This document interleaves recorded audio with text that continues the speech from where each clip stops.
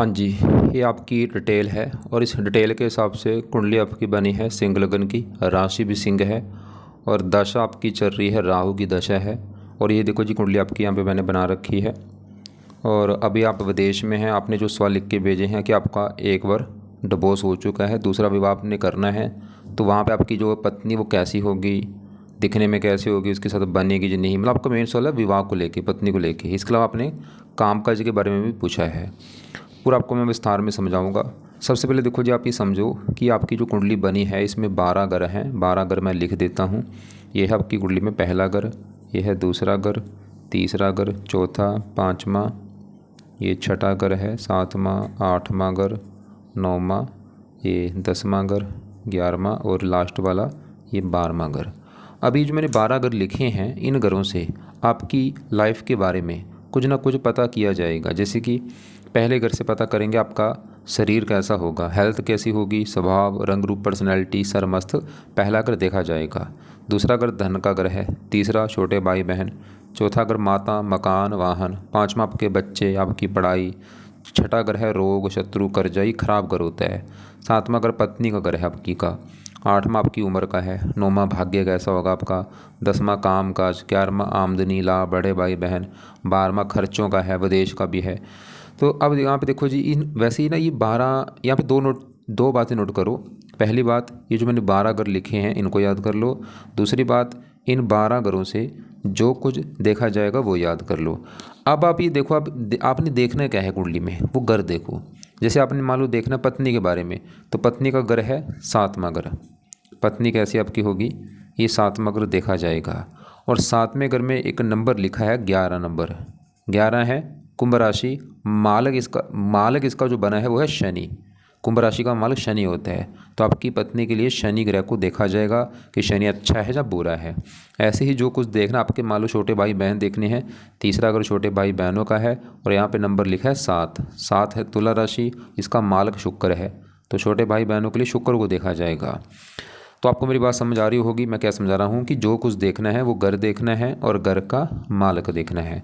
अब यहाँ पे एक बात और नोट करो कि ये ग्रह अच्छे बुरे क्यों होते हैं। ये ग्रह अगर बैठे अपने घर में अच्छे फल देते हैं, दोस्त के घर में है तब भी अच्छे फल देते हैं, अपनी उच्च राशि में बैठे हैं तब भी अच्छा फल देंगे। लेकिन अगर ये ग्रह नीच के बैठे हैं बहुत ज़्यादा बुरे फल देते हैं। तो आपकी भाई कुंडली में 3 ग्रह नीच के बैठे हैं। राहु नीच का है, बुध नीच का है, केतु नीच का है। मतलब ये तीनों ग्रह आपको बुरा फल देंगे क्योंकि नीच के बैठे हैं। बाकी आपका शुक्र बहुत अच्छा है, अपने घर बैठा है। सूर्य बहुत अच्छा है, उच्च का बैठा है। गुरु बहुत अच्छा है, उच्च का बैठा है। मंगल भी ठीक है। चंद्रमा रला मिला फल देगा। शनि है तो अपने घर में, लेकिन ये अच्छे फल भी देगा, अच्छे फल भी देगा, कुछ बुरे फल भी देगा। लेकिन राहु केतु बुध ये तो 3 ग्रह खराब ज़्यादा हैं। अब देखो जी, ये सभी 9 ग्रह जो हैं इनका जो असर है ना आपके ऊपर हमेशा रहेगा। आज भी आपके ऊपर सभी ग्रहों का असर है, लेकिन इनका जो असर है ना कम ज़्यादा होता रहता है इनकी दशा में। मतलब आपके ऊपर आज असर तो है सभी ग्रहों का, लेकिन ज़्यादा जिस ग्रह का आपके ऊपर आज असर है वो है ये राहु ग्रह, क्योंकि इसकी चल रही है आपके ऊपर बड़ी महादशा। ये 2013 में चली हुई है, 31 में ख़त्म होगी। क्योंकि जिसकी महादशा है वो ग्रह ज़्यादा एक्टिवेट होता है। तो आज एक्टिवेट ज़्यादा राहु है, राहु की ज़रूरत चलेगी आपके ऊपर। आपकी मतलब लाइफ में जो कुछ हो रहा है बड़ा कर राहु है। और एक आपके ऊपर शुक्र का भी असर है जिसकी अंतर्दशा है। ये 9वें महीने 24 में चली थी और अब ये 27 में ख़त्म होगी अगले साल। पिछले 2 साल से शुक्र की भी चल रही दशा देखो, अभी भी 1 साल की पड़ी है, 1.5 साल की पड़ी है ये। दोबारा मैं बोलता हूँ, मैंने क्या बोला कि असर जो है 9 ग्रहों का आपके ऊपर आज भी है। बाकी ग्रहों का असर थोड़ा थोड़ा सा है, लेकिन राहु का असर बहुत ज़्यादा है भाई आपके ऊपर, क्योंकि इसकी बड़ी महादशा है। और दूसरा असर शुक्र का है। एक तीसरा भी आपके ऊपर असर वो है आपकी चल रही शनि की अष्टम डेया। ये 2.5 साल की होती है, ये आपकी चली है, पिछला 1 साल हो चुका है चली को। 29 मार्च में चली थी, 29 मार्च 25 में चली थी। 29 मार्च 2025 में डेया चली हुई है, अभी भी 1.5 साल की पड़ी है। और डेया की पहले बात करूँ, डेया अच्छी नहीं मानेंगे भाई। अष्टम डेया है भी अष्टम डेया, 2 डेया होती है, चतुर्डेया अष्टम डेया। आपकी अष्टम डेया है, 1 साल हो चुका है। ये जब भी आती है ना काफ़ी दिक्कतें आती हैं, दिक्कतें, परेशानियाँ, चिंता, भाग दौड़। तो इससे भी कैसे बचना आपको मैं बताऊंगा। लेकिन आपका देखो पहले ना, क्योंकि बड़ा असर राहु का है भाई। और मैं एक बात बता दूं भाई, मैं रोजाना कई कुंडलियाँ बनाता हूँ, पिछले कई साल से कुंडलियाँ बना रहा हूँ। मेरे पास सबसे ज़्यादा जो कस्टमर आते हैं राहु की दशा वाले आते हैं। क्योंकि जितना किसी को राहु कष्ट देता है कोई ग्रह नहीं देता। ये कारण क्या है, ये दानव ग्रह है भाई। इस ग्रह को अच्छा ग्रह नहीं माना गया, पापी ग्रह है। इस देखो ये जो 9 ग्रह ना, ये 2 कैटेगरी में आते हैं, देवता ग्रह हैं कुछ और कुछ हैं दानव ग्रह। राहु क्या है? दानव ग्रह है तो शनि भी दानव, लेकिन राहु बहुत ज़्यादा दानव, इनसे कई गुना ज़्यादा है। केतु भी दानव है, लेकिन केतु से भी 100 गुना ज़्यादा दानव है राहु। तो राहु मतलब खराब चीज़ों को कारक है, इसकी जब भी दशा आती है दिक्कतें पैदा करता है। और आपका तो राहु ज़्यादा खराब है क्योंकि उच्च का नीच का बैठा है। चलो मान लो आपका राहु उच्च का होता, अपने घर में होता, दोस्त के घर में होता, काम चल जाता, लेकिन नीच का बैठा है भाई, तो इसकी वजह से बहुत ज़्यादा खराब फल देगा। और विस्तार में भी समझाता हूँ। राहु जहाँ बैठा है ये 5वां ग्रह है। 5वां ग्रह है आपकी संतान का घर। इसके अलावा 5वां आपकी पढ़ाई का भी घर है, आप कितने पढ़े लिखे होंगे, कितने बुद्धिमान होंगे, और भी काफ़ी चीज़ें 5वें घर से। पेट आपका कैसा होगा। अब फार्मूला है 5वें घर का मार्ग देखो। 5वें घर में लिखा 9 नंबर, 9 धनु राशि। मार्ग देखना पड़ेगा गुरु, कि गुरु कैसा है। गुरु तो चलो आपका ठीक है, उच्च का बैठा है कि आप पढ़े लिखे होंगे, संतान के लिए अच्छा है, लेकिन गुरु के अलावा 5वें घर में जो आकर राहु बैठे हैं ना भाई, इसको भी देखना पड़ेगा। अब राहु आपका खराब है, कारण क्योंकि ये जो 9 है ये धनु राशि राहु की नीच राशि है। तो राहु क्यों खराब है? नीच का बैठा है। अब क्या खराब फल देगा? इस 5वें घर को तो ज़्यादा खराब कर देगा। ये संतान का घर है, तो राहु ना आपको संतान को लेकर बड़े लेवल पे दिक्कत देगा। अब वो दिक्कत देखो कन्फर्म बता पाना मुश्किल है, लेकिन आनी जरूर है। ऐसे नहीं कि सभी संतान को लेकर, कम से कम एक संतान को लेकर दिक्कत जरूर आएगी। वो दिक्कत क्या आ सकती है? चांस जो है, या तो आपकी पत्नी का 1-2 बार गर्भपात हो सकता है, या संतान में देरी हो रही है कि विवाह हो गया बच्चा नहीं पैदा हो रहा, या आपके लड़कियां ज़्यादा होंगी लड़का होगा नहीं, या लड़का हो भी जाता देरी से होगा, अगर वैसे होगा नहीं, अगर हो भी गया या वो आगे बढ़ नहीं पाएगा। मतलब आपको ना संतान को लेकर दिक्कत जरूर आनी बड़े लेवल पे, या कोई और दिक्कत आपको संतान को लेकर आएगी। इसके अलावा 5वां अगर पढ़ाई का, पढ़ाई में दिक्कतें पैदा कर देगा। ये बुद्धि का घर है, बुद्धि भ्रमित कर देगा आपकी, आप डिसीजन सही नहीं ले पाएंगे। पेट में दिक्कत देगा आपके। और भी इसके अलावा इसकी दृष्टियाँ भी हैं। 5वीं 9वें घर के ऊपर, ये भाग्य घर होता है। यहाँ पे देखो सूर्य मंगल घर को देखेगा, भाग्य की भी हानि करेगा। लगन को देखेगा, पहले घर को, पहला घर शरीर आपका, यहाँ पे सूर्य घर को देखेगा। हेल्थ में दिक्कतें देगा, स्ट्रगल देगा, चिंता, परेशानियाँ, रुकावटें।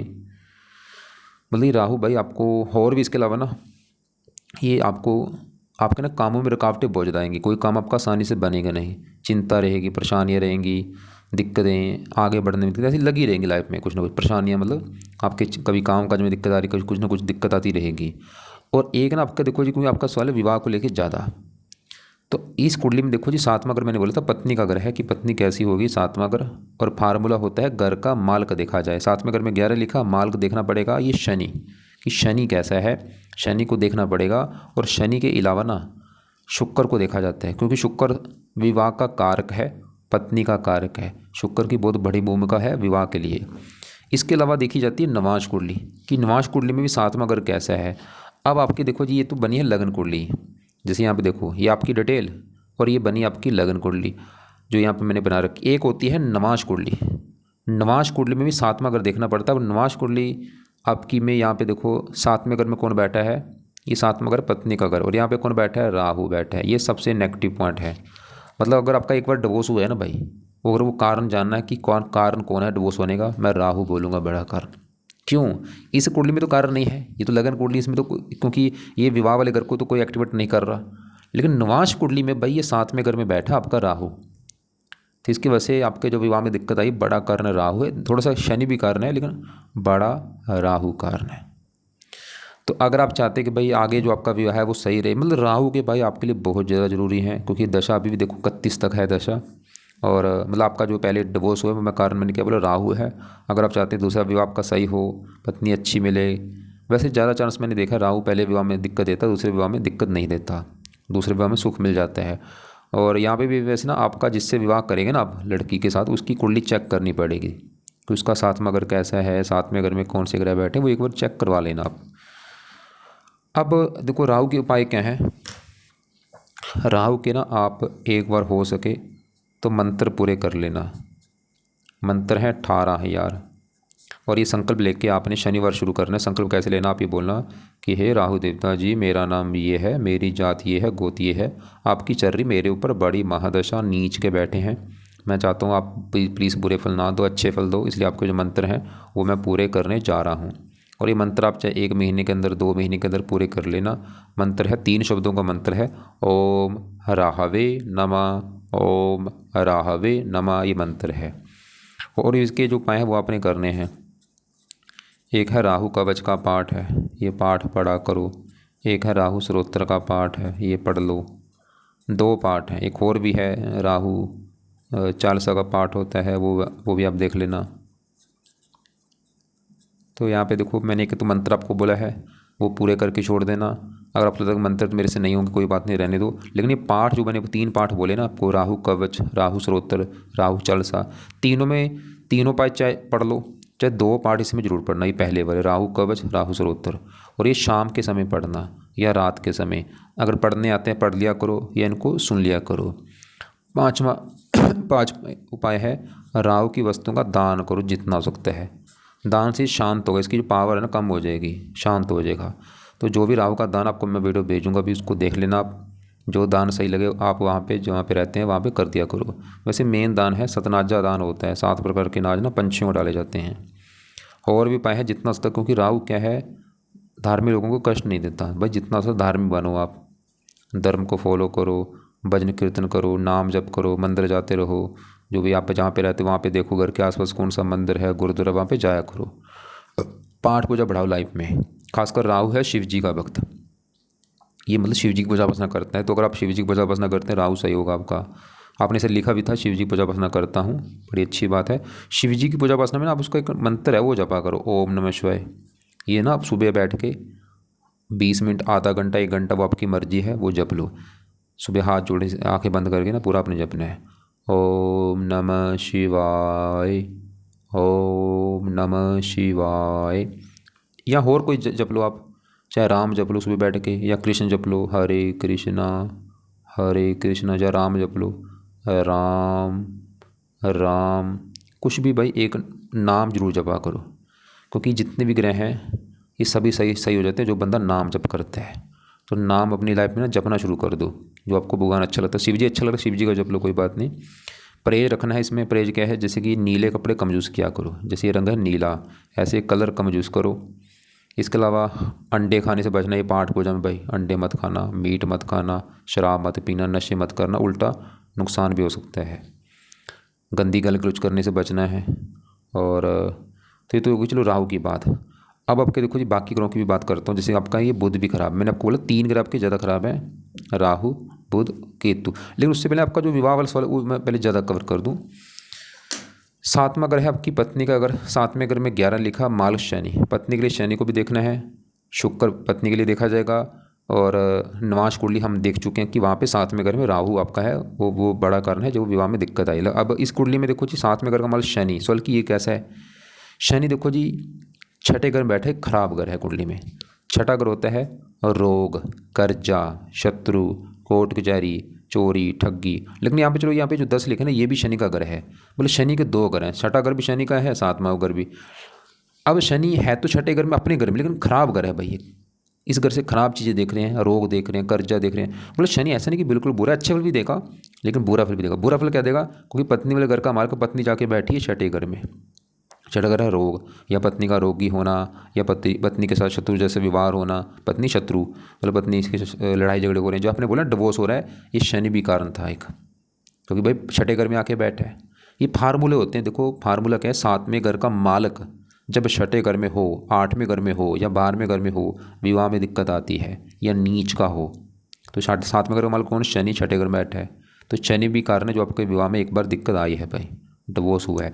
यहाँ पे देखो जो आपने बोला था ना कि पत्नी रंग रूप कैसा होगा, ये वो कैसी होगी, भाई ये चीज़ें बता पानी ना बिल्कुल मुश्किल होती हैं। बारीकी में बता पाना मुश्किल होता है भाई, कि उसके घर वाले कैसे होंगे। लेकिन इतना क्लियर पता चल जाएगा कि विवाह का सुख है या नहीं, और विवाह में अगर दिक्कत आएगी क्यों आएगी, कब आएगी, क्या कारण है। तो आपकी पत्नी में दिक्कत आने का कारण जो निकला है दूसरा, यहाँ पे 7वें घर का माल शनि 6ठे घर में बैठा है, ये कारण है। तो अगर आप चाहते हैं कि भाई आगे आपकी पत्नी अच्छी मिले, पत्नी का सुख अच्छा हो, कोई दिक्कत ना आए, ये शनि के भी उपाय करो। अब शनि के उपाय भी आपने 2 उपाय जो करने हैं। पहला उपाय है शनि मंदिर जाना शुरू कर दो, कम से कम शनिवार को जरूर। हर शनिवार शनि मंदिर जाके माथा टेकना है, प्रार्थना करना कि हे शनि देवता जी, मैं आपके मंदिर इसलिए आया हूँ क्योंकि आप मेरी कुंडली में सातवें घर के मालक हैं, जो कि पत्नी वाला घर है। और एक बार मेरा डिवोर्स हो चुका है, अभी मैं दूसरा विवाह करने जा रहा हूँ। एक तो मेरा विवाह हो जाए और पत्नी भी प्लीज़ अच्छी मिले मुझे, जिसके साथ आगे अच्छी बने, तो प्लीज़ कृपा दृष्टि बनाओ अपनी। अगर है मंदिर ठीक है, जाओ शनिवार को। अगर आपको लगता है कि भाई मंदिर तो यहाँ पे कोई नहीं है, कोई बात नहीं, छोड़ दो, दूसरा उपाय कर लो। शनि का ना आप मंत्र कर लो इसका भी, चाहे एक माला ही कर लो या 2 माला, वो आपकी मर्जी है। या मंत्र नहीं कर सकते, शनि चालीसा का पाठ पढ़ लो, आपके पास चॉइस है 2। या तो शनि का रात को बैठ कर मंत्र कर लिया करो, या शनि चालीसा का पाठ पढ़ लो। मंत्र है ओम शम शनिश्चराय नमः, ये आपने जाप करना है, 1 माला चाहे 2 माला। और ये शनिवार से शुरू करके ये भी आप जप लिया करो। इससे आपका राहु भी सही रहेगा और शनि जो विवाह वाले घर का मालक है वो भी सही होगा, आगे विवाह अच्छा रहेगा। और एक और भी फायदा है, क्योंकि आपको मैंने बोला था आपकी डेया चल रही है, अष्टम डेया। ये अष्टम डेया शनि की है, अष्टम डेया आपको बुरा फल नहीं देगी भाई, तो इस शनि के पाए से। अब आपके देखो जी, क्योंकि आपके ऊपर ना हाँ, शुक्र को भी देखा जाता है विवाह के लिए। शुक्र वैसे अच्छा है, वो अपने घर में बैठा है, इसको चलो मैं विस्तार में समझाता हूँ। शुक्र की आपकी देखो दशा भी चल रही है 2 साल से। शुक्र बैठा है 10वें घर में। अब 10वां घर किसका है पहले ये समझो। 10वां घर है तो काफ़ी चीज़ें हैं, लेकिन 10वें घर से मेन 4 चीज़ें देखी जाती हैं। एक तो 10वां घर काम काज का घर है, आपके नौकरी कारोबार जो करोगे। ये पिता का भी घर है, सरकारी काम काज मान प्रतिष्ठा 10वें घर से। और फार्मूला है 10वें घर का, देखो मालक 10वें घर में नंबर लिखा 2 है, 2 वृष राशि मालक शुक्र देखना होगा। अब शुक्र कहाँ बैठा है, इसी घर में। तो शुक्र क्यों अच्छा है, ये 10वां घर इसी का घर अपने घर बैठा है भाई, इसकी वजह से अच्छा है। क्या अच्छा करेगा, 10वें घर का अच्छा कर देगा। 10वां घर काम काज, तो शुक्र आपके ना काम काज के लिए बहुत अच्छा है, काम काज का सुख अच्छा लेके बैठा है। कौन सा काम काज, आप शुक्र के जुड़े काम कर सकते हैं। शुक्र के काफ़ी जुड़े काम हैं, वो आपको मैं भेज भी दूंगा, जैसे मैं थोड़ा सा बता भी देता हूँ। जैसे फिल्मों से जुड़ा कोई काम कर सकते हो, एक्टर हो गया, या संगीतकार हो गया, म्यूजिक डायरेक्टर हो गया, गीतकार हो गया, या और भी काफ़ी काम है। ब्यूटी पार्लर का काम हो गया, मैरिज ब्यूरो विवाह से संबंधित काम हो गया, रेस्टोरेंट हो गया, ज्वेलरी का काम हो गया, लेडीज़ के जुड़े काम हो गए, ऐसे काफ़ी शुक्र के काम है। तो ये आपके काम काज के लिए अच्छा है, पिता के लिए अच्छा है, सरकारी काम मान प्रतिष्ठा ये सभी सुख लेके बैठा है। और शुक्र एक और घर का मालक है, तीसरे घर का भी। अगर कोई छोटा भाई बहन होगा उसके लिए अच्छा है, आपको मेहनती सास ही बनाएगा। तो शुक्र की जो दशा है ये अच्छा है आपका, अभी भी 1 साल की पड़ी है। तो साल की इसके लिए कुछ करना है या नहीं, क्योंकि अच्छा है, इसके उपाय चाहे रहने दो। अब आपके देखो जी मैं बात करता हूँ, हाँ आपका बुध जो ये भी बहुत खराब है भाई, हमेशा बुरे फल देगा ये बुध। आज भी बुरे फल दे रहा होगा, कल भी दे रहा था, हमेशा देगा। लेकिन बुध की दशा में ना ये बुरे फल कई गुना बढ़ जाएंगे। तो बुध खराब होने के 2 कारण, एक तो बैठा 8वें घर में, खराब घर में। और यहाँ पे जो 12 लिखा मीन राशि, जो कि बुध की है नीच राशि, ये नीच का बैठा है, ये सबसे बड़ा कारण खराब होने का। अब क्या बुरे फल देगा, बुध के 2 घर हैं, उन 2 घरों को लेकर दिक्कत देगा आपको। एक तो बुध का घर है, एक तो बुध का घर है ये दूसरा घर, और दूसरा घर है आपके धन का घर है। कितना धन जोड़ेंगे भाई, दूसरा घर देखना पड़ेगा। दूसरा घर परिवार का भी, आपका परिवार कैसा होगा, वाणी कैसी होगी, खाना पीना। दूसरा घर, दूसरे घर में 6 लिखा, मालक बुध। तो बुध आपके है धन का मालक, और कहाँ बैठा है, नीच का बैठा भी 8वें घर में। इसकी वजह से ना बने धनहीन, मतलब आपको धन को लेकर दिक्कत देगा बुध भाई। खासकर धन खर्च होना, धन की हानि होना, धन फंस जाना, धन को लेकर चिंता होना, लाइफ में धन कम आना, धन संबंधी चिंता पैदा कर देगा। कर्जे का भी जो लेके बैठा है, खासकर बुध की दशा में दिक्कतें बढ़ेंगी आपकी। परिवार को लेकर दिक्कत आना, फैमिली को लेकर दिक्कत, वाणी संबंधी दिक्कत। और बुध इस घर का भी मालक है 11वें घर का। 11वां घर है लाभ का घर, काम काज में जो लाभ होगा, आमदनी का घर है, कमाई आपकी, इच्छा पूर्ति, बड़े भाई बहन। और 11वें घर में 3 लिखा, मालक बुध। लाभ का मालक बुध नीच का बैठा, काम काज में लाभ होने नहीं देगा, इनकम को लेकर दिक्कतें आना, इच्छाएं पूरी ना होना। अगर कोई बड़ा भाई बहन को उसको लेकर चिंता परेशानी। और बुध जिसका कारक होता है, जिसका भी कारक है, जैसे बेटी का कारक है, बेटी संबंधी चिंता, बिजनेस का कारक है, बिजनेस में दिक्कतें। और 8वें घर में बैठा आपको बीमार भी कर देगा अपनी दशा में, हेल्थ में दिक्कतें, तो बच्चा संबंधी दिक्कतें और या हेल्थ में दिक्कतें। इसकी दशा खराब जाएगी आपकी। जब भी कभी छोटी बड़ी दशा चलेगी ना, खासकर वो धन के रिगार्डिंग, उस समय दिक्कतें आएंगी बहुत ज़्यादा। आज भी असर है, आज भी अगर आपको धन को लेकर दिक्कत आती रहती है कि आपका धन खर्च होता रहता है, या इनकम आपकी कम है, तो ये बुध कारण है। या कोई त्वचा संबंधी दिक्कत है, बुध कारण है। अब इसके जो उपाय हैं आप करो भाई। पहला उपाय है आप बुध कवच का जो पाठ है ये पढ़ो। दूसरा है बुध स्तोत्र का पाठ पढ़ लो। ये 2 पाठ हैं, इसको ना सुबह के टाइम रख लो, सुबह बैठ के अपना पढ़ना है आपने, ये सुनना है। तीसरा है बुध का ना दान किया करो, हरे रंग का दान है, बुधवार को अपना ये दान कर दिया करो। और ये दान की वीडियो आपको मैं भेज दूंगा। 2 पाठ मैंने बोले हैं, ये पढ़ने हैं या सुनने हैं। देखो ऐसा नहीं बोलूँगा आज ही शुरू कर दो, देखो अभी ना आपके लिए राहु के पाए तो जरूरी है, क्योंकि राहु की दशा है। शनि के पाए शुरू कर दो, लेकिन बुध के पाए आप चाहे 1 या 2 महीने के बाद शुरू कर देना, कोई बात नहीं, कुछ महीने के बाद शुरू कर देना इसको। हरे कपड़े कम यूज़ किया करो, नीले कपड़े भी कम यूज़ करो, पन्ना धारण मत करना, गोमद कभी धारण मत करना। और अब आपके देखो जी बढ़ते हैं, मैं बात करता हूँ सूर्य की। सूर्य आपका बहुत अच्छा है। उससे पहले ये जो पहला घर है ये समझो किसका है। मैंने आपको 12 घर बोले कि 7वां घर है पत्नी का घर, 5वां बच्चों का, चौथा माता आपकी का, तीसरा छोटे भाई बहन, ऐसे जो पहला घर है ना भाई, ये आपका घर है। आप कैसे होंगे, आपका शरीर, स्वभाव, रंग रूप, पर्सनैलिटी, सर मस्तक, पहला घर। पहले घर में लिखा नंबर 5 है, 5 है सिंह राशि, मालक सूर्य देखा जाएगा कि सूर्य कैसा आपके शरीर के लिए। और सूर्य बैठा है 9वें घर में, तो घर अच्छा, 9वां घर तो भाग्य घर। और ये बैठा भी यहाँ पे जो 1 है ना मेष राशि उच्च का बैठा है, ये बहुत बड़ी बात, मतलब सूर्य आपका कई कारणों से अच्छा है। एक तो भाग्य घर में बैठा है, अच्छे घर में, उच्च का बैठा है भी लग्नेश है, योग कारक ग्रह है, हमेशा अच्छे फल देगा, दशा में देगा अच्छे फल ज़्यादा। छोटी दशा ना भी 1 साल के लिए इसकी, शुक्र के बाद एक दशा आपकी आएगी 27 के बाद। तो सूर्य अच्छे फल क्या देगा, क्योंकि शरीर का मालिक आपके शरीर को अच्छा रखेगा, हेल्थ अच्छी, स्वभाव, रंग रूप, पर्सनैलिटी अच्छी, सर मस्तक अच्छा। शरीर बैठा है भाग्य घर में, ये आपको भाग्यशाली बनाएगा, धार्मिक बनाएगा, देश विदेश की यात्रा करवाएगा, क्योंकि विदेश का भी घर है। पिता के लिए अच्छा है, सरकारी कामों के लिए अच्छा है, मान प्रतिष्ठा और भी अच्छे फल देगा।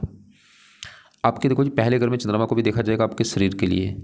और आपके अब यहाँ पे मैं बात करता हूँ केतु मंगल। केतु ये भी आपका नीच का बैठा है।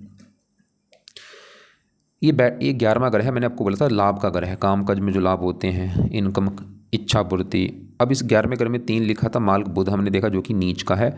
अब 11वें घर में केतु यहाँ पे वो भी नीच का बैठा है, और ये भी अपनी दशा में एक्टिवेट होगा। इसकी केतु की वैसे दशा ना शुक्र से पहले निकली है आपकी 1 साल की, आप चाहे देख लेना। उस समय आपको इनकम को लेकर दिक्कतें आई होंगी, घाटा होना, लॉस हो जाना, कारोबार में दिक्कत परेशानी।